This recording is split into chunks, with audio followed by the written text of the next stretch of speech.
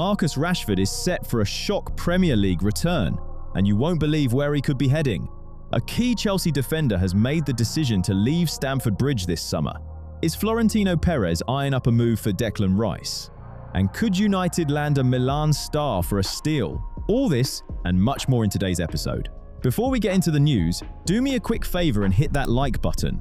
It's the single most important thing you can do to help this channel grow and keep these videos coming. Done? Let's dive straight in. Who in their right mind would voluntarily flee a London paradise where Chelsea sits so comfortably in 10th place? Marc Cucurella, apparently. The Spaniard seems to have finally clocked the full scale of the blue chaos, and he's pointing himself back towards home.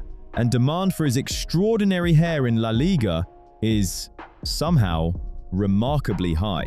The Athletic have been doing some digging, and word is, the defender is already quietly packing his bags.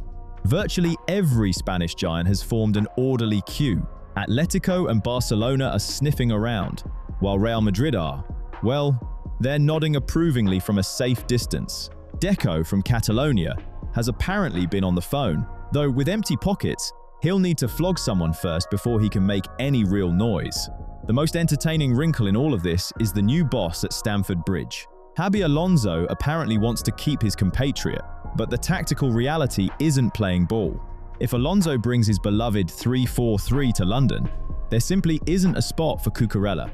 Too small for centre-half, not quick enough for wing-back. So why put each other through the misery? The logic is blinding. Chelsea need to sell now, while there's still a reasonable fee on the table. The only question is whether the club's hierarchy are capable of doing one. Just one sensible thing, given recent form. Don't hold your breath. Declan Rice has been at Arsenal for 3 seasons now. In that time, he's gone from expensive acquisition to the absolute spine of this football club. But here's the curious bit. His name is suddenly being whispered not in North London pubs, but in offices along the Santiago Bernabeu. 3 years in, the novelty should be long dead. And yet, the circling has begun. The people at Team Talk are stoking the fire. Apparently, figures close to Florentino Perez are actively pushing for Rice to be brought to Madrid. The shortlist at the Bernabeu is getting crowded. Rodri from City is on there. Enzo Fernandez is a long-standing favorite of Perez. But Declan is a different conversation entirely. He doesn't just fill gaps in midfield. He rewires how a team functions. Madrid want a new leader. Rice looks like a man who was born with the armband already on. Perez loves a marquee signing. Yes, but this one's about laying foundations for years. And that's where the race starts. While Real are still casually eyeing up the price tag, Arsenal have visibly started sweating. Arteta knows exactly what losing Rice means. It's not a transfer setback. It's pulling the spine out of a side that's only just found its legs, which is precisely why contract talks have kicked into overdrive. Rice's camp, naturally, aren't being shy about it. They want him as the highest paid player at the club, and they're absolutely right to demand it. He's raised the ceiling of this team so high that losing him would be a physical drop. The timing of all this Madrid interest, right before contract talks get serious, is remarkably convenient, isn't it? The perfect lever to squeeze every last penny out of the Arsenal board. So here we are. Real Madrid and their obsession with the very best on one side. Arsenal and their desperate need to prove they're no longer a selling club on the other. Quick one, before we go on. If you're watching this and you haven't hit the like button yet, just know, somewhere out there, a very small Florentino Perez is sat looking deeply disappointed. Don't do that to the old fella. One tap, that's all. It tells me this entire exercise in transfer gossip is actually worth something. Do you think Rice is worth tearing up the entire wage structure for? Or is this just a very well-timed bit of agent maneuvering before the ink dries? Let us know below. Rafael Leao has apparently come to the conclusion that his time at Milan might be up, or at least he's working very hard to make sure we all think so. After a season that was, to put it generously, grey. The Portuguese has started talking about new chapters and fresh challenges. In the language of big money, that translates to precisely one thing. The agent already has the flight sorted. Remarkable, really. How swiftly the shine of Serie A's great talent fades the moment things get genuinely difficult.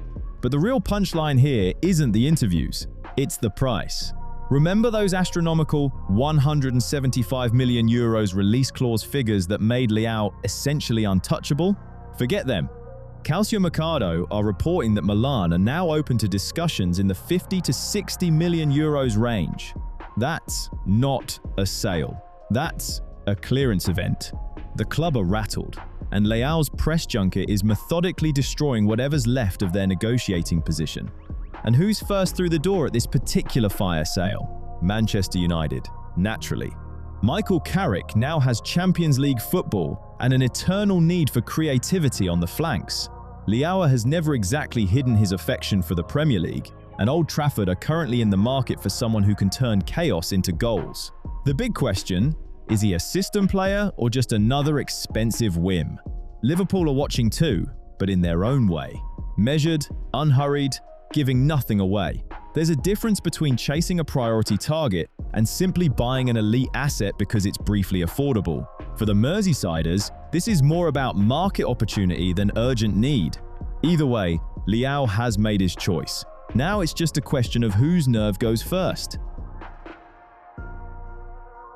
Florentino Perez has apparently decided that 2 barren years in Madrid can only be cured by one thing: a direct injection of pure, undiluted Mourinho chaos. Jose hasn't even walked through the door yet, and he's already drawn up a demolition plan. He looks at this squad and doesn't see greatness. He sees a fragile structure that falls apart the moment there's a drought. And his logic is characteristically blunt. If the house is wobbling, you don't redecorate. You pour new concrete. AS have the details of this so-called defensive revolution. Mourinho's demands are specific. At least 2 elite centre-halves alongside Rudiger, and not just athletes. He wants men with the temperament of nightclub bouncers. Plus, a full overhaul of the wide areas. He's not interested in names on a poster. He wants grinders, grafters, the sort who run themselves into the ground while everyone else is working on their social media presence. He calls it hunger.